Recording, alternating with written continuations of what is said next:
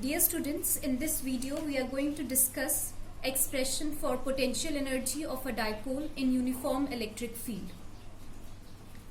Now consider an electric dipole which is placed in a uniform electric field. These parallel lines, they represent uniform electric field. We are considering that the dipole makes an angle theta with the electric field. So the dipole moment would also make an angle theta with the electric field. Now the force due to charge plus q in this electric field is given by plus qe, and it will be along the direction of electric field. The force due to charge minus q will be given by F is equal to minus qe, and it will be in the direction opposite to the electric field. Thus both the forces, they form a couple which tends to change the orientation of the dipole in the electric field. Now we have already discussed in our previous lecture, we have already studied in chapter number 1 that torque exerted by the couple in a uniform electric field will be given by tau, which is equal to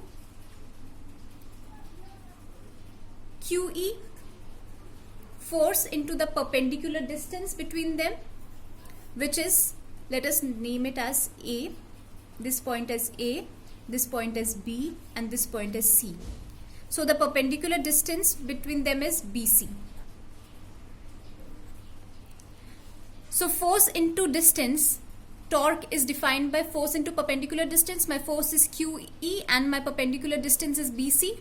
Now let us try to find the value of BC. Consider this triangle right angled at angle C.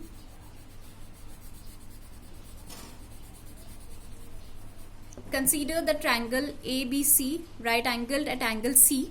So here my sine theta, this angle is theta since the dipole moment is making an angle theta with electric field. So sine theta would be equal to my perpendicular upon hypotenuse. Perpendicular upon hypotenuse. So my perpendicular is nothing but BC, and my hypotenuse is AB. So sine theta from here comes out to be BC upon AB is nothing but the length of the dipole, so 2A. So this implies BC is equal to 2A sine theta. Now let us substitute this value of BC in our equation which we have found for torque.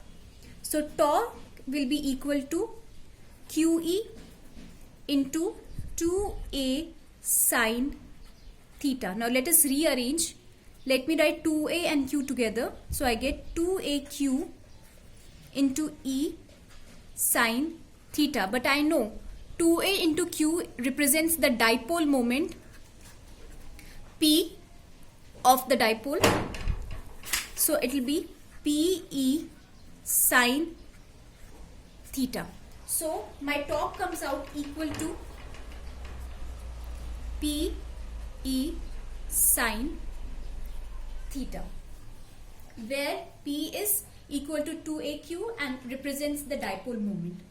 Now my dear students, if I happen to rotate this dipole through a small angle d theta, if I further, my dipole is lying in this position, if I further rotate my dipole through a small angle such that this angle, this small angle is d theta, then I'll have to apply some torque. Let the value of this small work done to bring my dipole from orientation theta and move it to a little more orientation d theta. So that work done is represented by dW, and it will be equal to the torque into the angle displaced. Let us suppose now I have displaced my dipole. Let this be the new position of my dipole. and let it be displaced by some angle d theta. So work done in displacing this dipole through an angle d theta will be equal to torque into d theta. We know work done is equal to force into distance. Here torque is the analog of force and d theta is the angular distance moved. So I'll substitute the value of torque here. Torque is equal to Pe sine theta.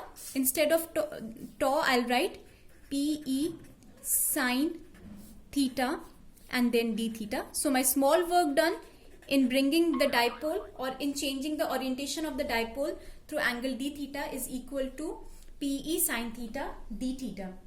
Now suppose I want to find the total work done in general from changing the orientation of my dipole from an angle theta 1 to an angle theta 2.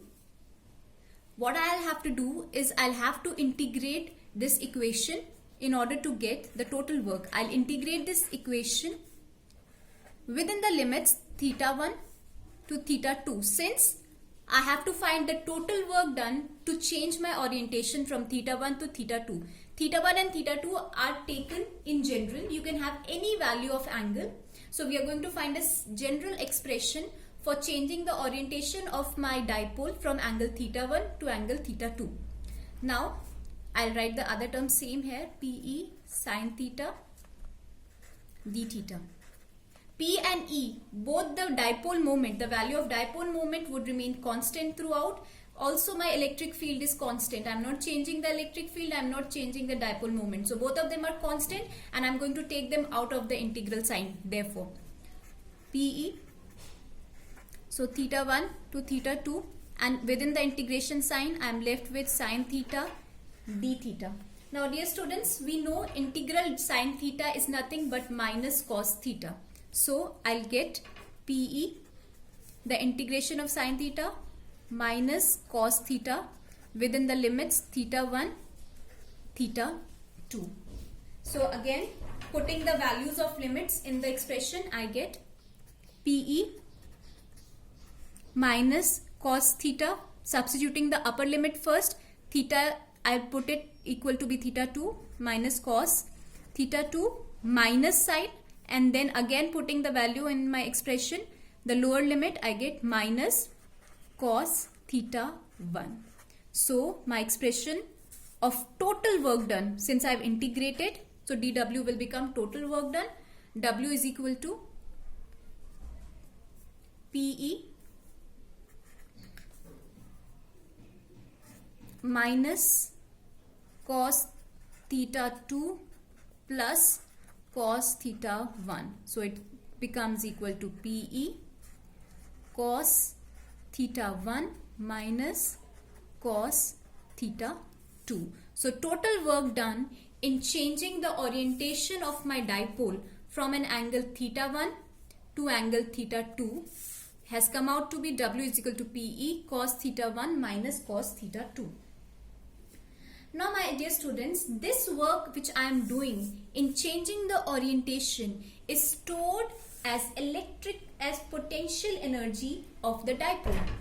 This work done, for example, suppose I have this mobile phone.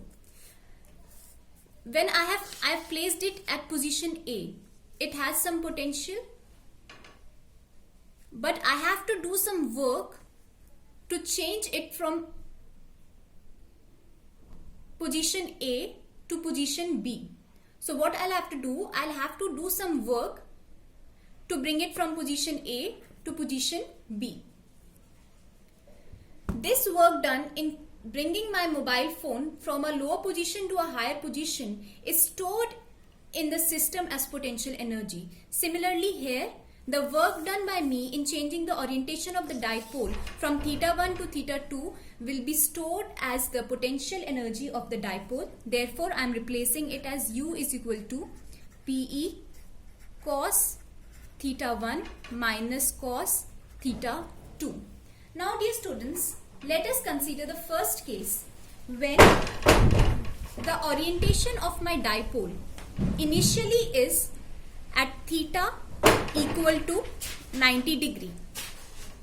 When my dipole is at theta equal to 90 degree and I want to bring it to a angle theta 2 which is equal to theta.